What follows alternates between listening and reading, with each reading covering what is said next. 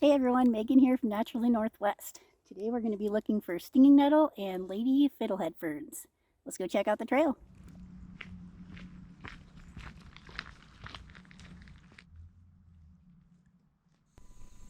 Found some fresh nettle shoots here. You can see the little hair-like structures that are called trichomes. When you brush up against them, those break off and inject you with a cocktail of acetylcholine, formic acid, histamine, serotonin, among other things. And that's what causes it to sting you.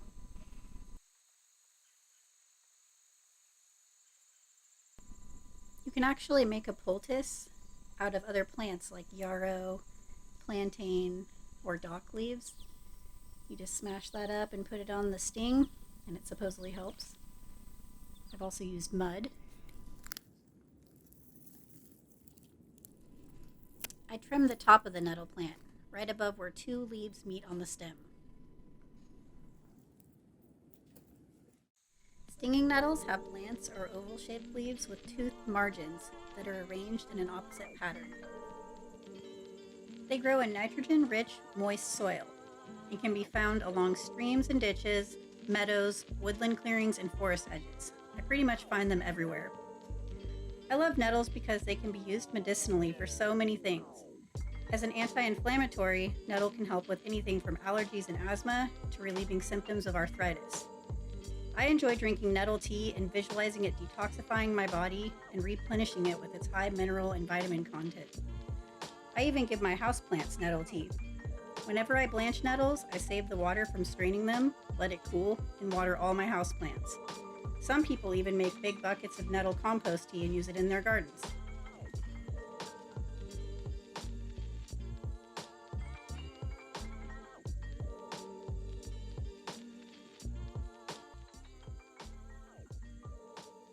Do you like stinging nettles?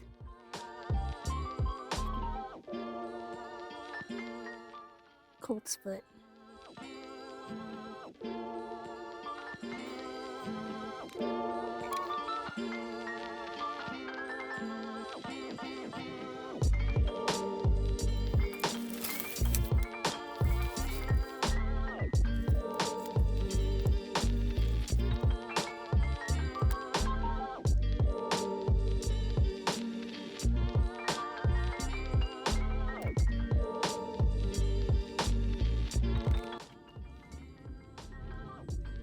I think I'm going to forage some of this Siberian miner's lettuce for our salad tonight.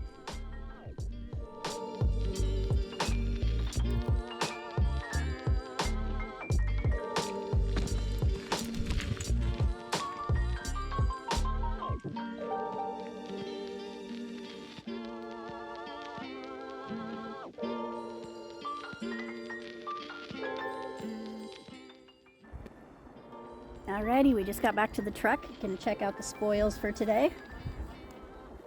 Whole bag of nettles.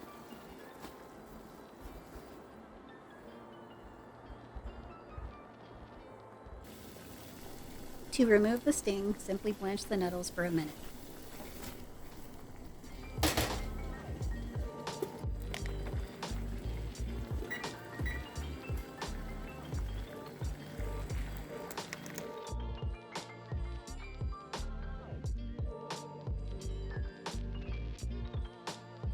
You might be wondering, is 1 minute of blanching really long enough to remove the sting from the nettle? Let's find out. Ouch. Just kidding. They're perfectly safe to handle.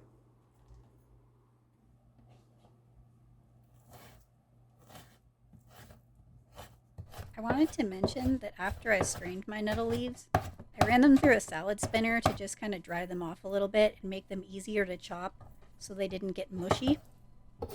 Seemed to really help.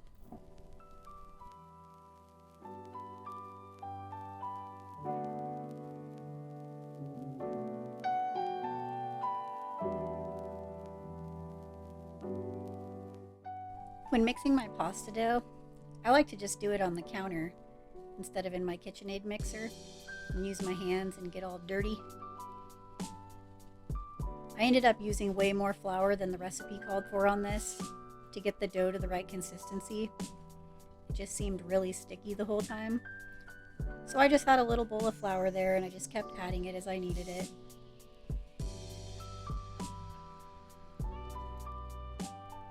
Mix the dough till it's not sticky anymore, then knead for about an additional 10 minutes. After kneading, you want to be able to touch the dough and have it spring back a little bit.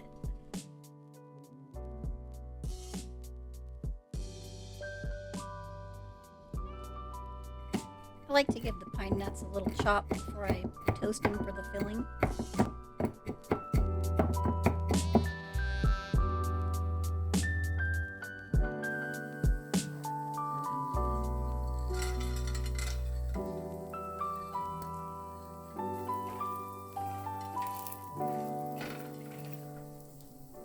I cooked the pine nuts for about a minute before adding the garlic, and then I cooked for about another minute.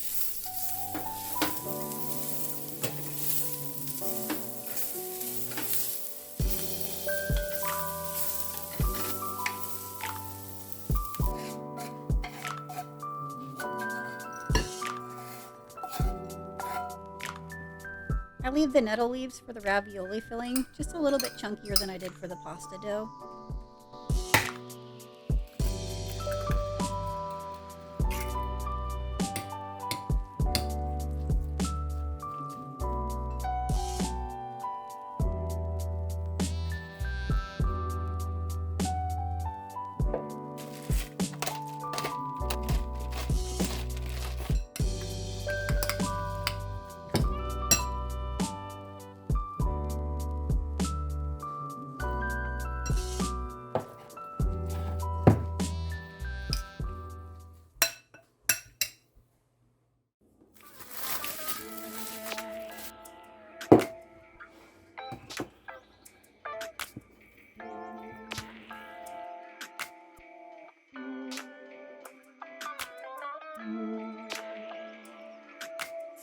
Time to roll out the dough.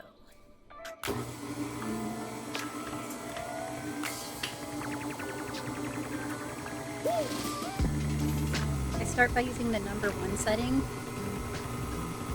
and then just continue to move the setting up one by one until I get to 6.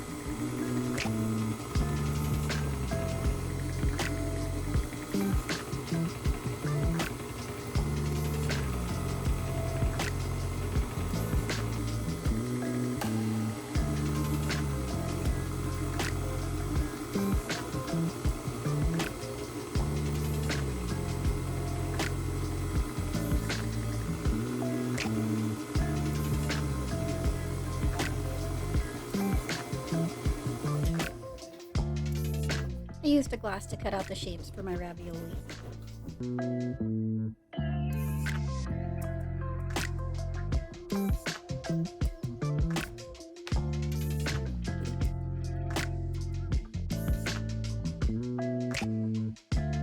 Sometimes I don't use egg wash to seal the ravioli, but this dough was a little dry, so it made them stick better.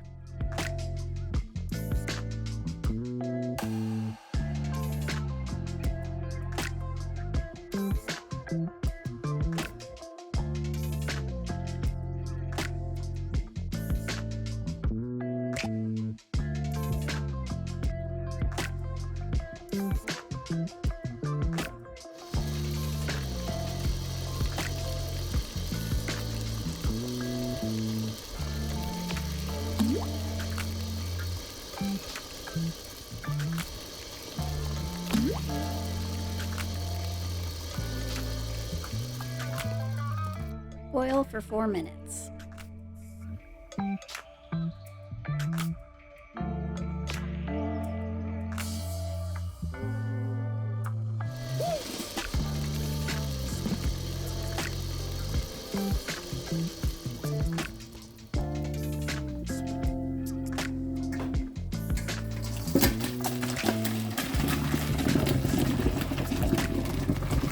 Yay, none of them broke.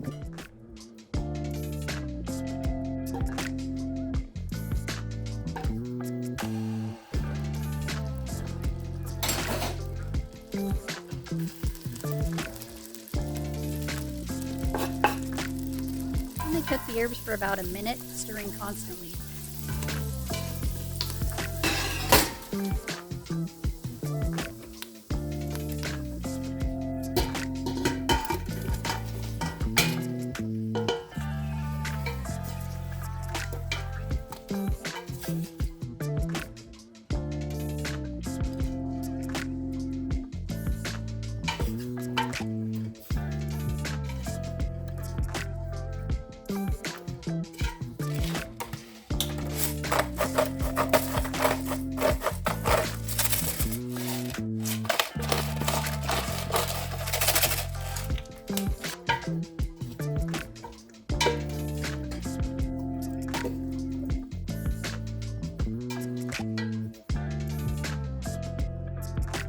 The miner's lettuce from our forage today.